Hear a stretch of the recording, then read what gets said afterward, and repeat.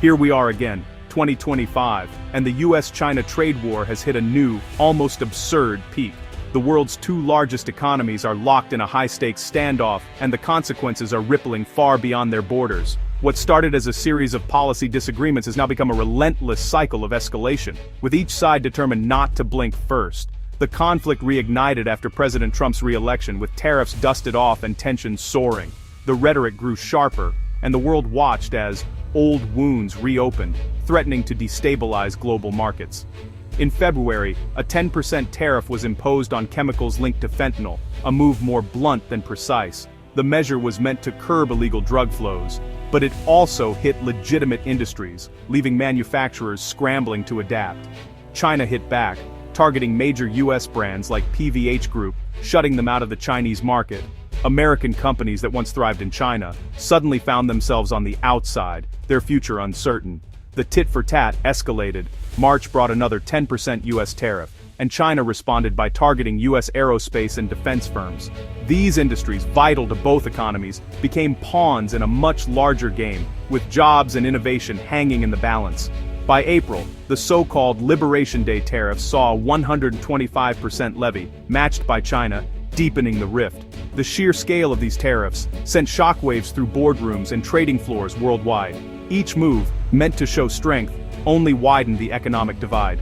The spirit of cooperation that once fueled global growth now seemed like a distant memory. Businesses and consumers are now trapped in a cycle of uncertainty, with rules changing almost daily.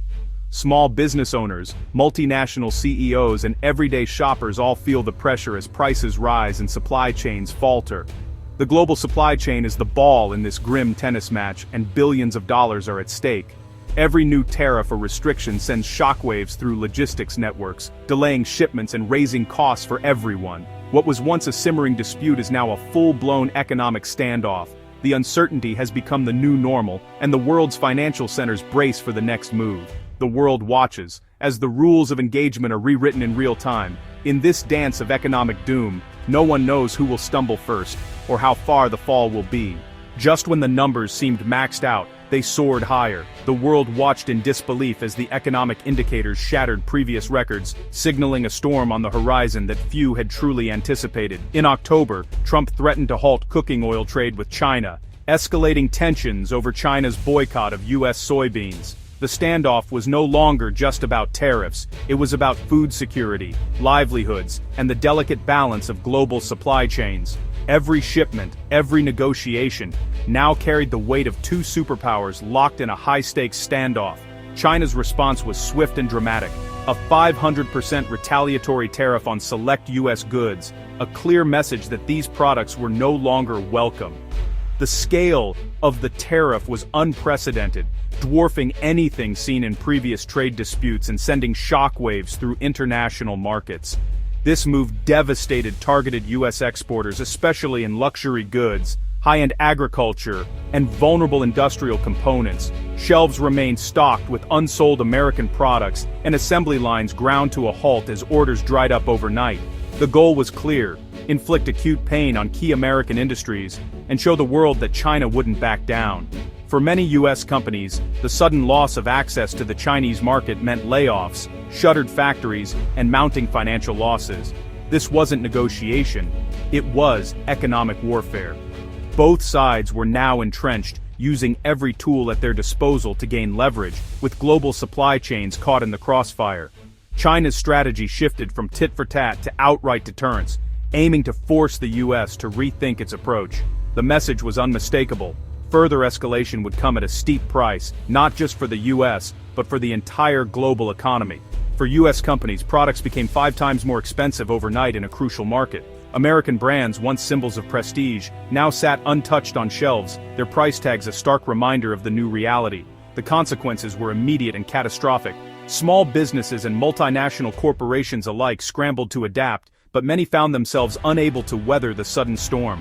These firms became the frontline casualties in a conflict now far beyond anyone's worst-case scenarios.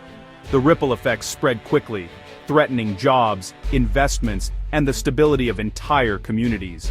The trade war had entered a new, more dangerous phase, World leaders scrambled to respond as uncertainty gripped financial markets and diplomatic channels buzzed with urgent discussions. The world economy braced for impact, knowing that the fallout from this unprecedented retaliation would be felt far beyond the borders of the US and China. At the heart of this escalating conflict are two unlikely symbols: soybeans and microchips. These seemingly unrelated commodities have become powerful tools in a global struggle for economic and technological dominance. For decades, American farmers depended on China as their largest customer, shipping millions of tons of soybeans across the Pacific. But as trade tensions rose, China retaliated by turning to South American suppliers, leaving US farmers reeling and punishing a key Trump constituency. Now, across the American heartland, farmers face mountains of unsold crops and mounting financial strain. Government subsidies offer some relief, but for many, it's not enough to offset the losses or the uncertainty about the future. On the other side of the world, the US is striking back, not with crops, but with cutting-edge technology. By restricting China's access to advanced semiconductors and critical software, Washington hopes to slow Beijing's rapid technological ascent. These measures directly target Chinese tech giants like Huawei, aiming to curb their global influence and innovation, and sending shockwaves through the industry. The fallout is global. Supply chains are fracturing, companies are scrambling to adapt, and businesses everywhere must navigate a complex maze of new restrictions and shifting alliances. Even everyday technology is at risk. Moves like potentially halting Windows updates in China could cripple nearly 90% of Chinese PCs, disrupting businesses and daily life for millions. Restricting access to chip-design software threatens to stall China's entire semiconductor industry, making it harder for Chinese firms to innovate or compete on the world stage. As a result, the world is splitting into rival tech spheres, with countries forced to choose sides in a new digital Cold War that could shape the future of global power. The stakes are high, and the outcome will determine not just who leads in technology, but the very future of global innovation and cooperation. If the US controls semiconductors, China holds the rare earths trump card. These 17 metals are essential for modern tech, and China processes over 90% of the world's supply. In April, China halted exports of critical rare earth magnets, sending shockwaves through global manufacturing. Automakers and electronics firms scrambled as production lines faced shutdowns. In October, China expanded export controls, targeting magnets made with Chinese materials, even if assembled abroad. This mirrors US tactics and asserts China's control over global supply chains. The US has tried to diversify, but building a non-Chinese supply chain is slow and costly. For now, China's leverage remains unmatched. The rare earth squeeze is a powerful weapon in this economic war. Despite China's tariffs and rare earth dominance, the US still wields powerful countermeasures. One option: force Microsoft to halt Windows sales and updates in China, disrupting 90% of Chinese PCs. The chaos would be immense, affecting government, business, and daily life. The US could also restrict China's access to chip design software, crippling its tech ambitions. In aviation, blocking exports of jet engines and avionics could ground China's future fleet. But the most potent weapon is financial, cutting Chinese banks off from the SWIFT system. This would isolate China from global finance, making international trade nearly impossible. Such drastic moves would have global repercussions. The stakes have never been higher. China's aggressive moves are backed by a robust legal framework built over years to counter US sanctions. The Unreliable Entity List, created in 2020, lets China punish foreign firms deemed harmful to its interests. The Anti-Foreign Sanctions Law, enacted in 2020, empowers China to retaliate against foreign sanctions with asset freezes and business bans. This legal arsenal creates a deterrent, making companies think twice before complying with US measures. International firms now face impossible choices, caught between competing legal systems. China's strategy challenges US dominance in global law and finance. The era of one-sided sanctions is over. The US-China trade war's shockwaves are global, hitting nations far from the front lines. Global supply chains are unraveling, leaving companies in Europe, Japan, and Southeast Asia in chaos. US allies are pressured to pick sides, while countries like South Korea and Japan walk a diplomatic tightrope. The economic fallout is widespread inflation in some sectors, deflation in others, and rising consumer costs. A few companies, like Adidas, have shown resilience, but most face instability and stalled growth. The conflict accelerates economic decoupling and the rise of rival trading blocs. Globalization is reversing, replaced by fragmentation and volatility.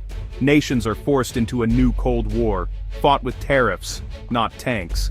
The risks to global prosperity are immense. The world faces a more divided, uncertain future. Amid the chaos, a possible diplomatic off-ramp emerges, a planned summit between Trump and Xi at month's end. The world watches, hoping for de-escalation, but history urges caution.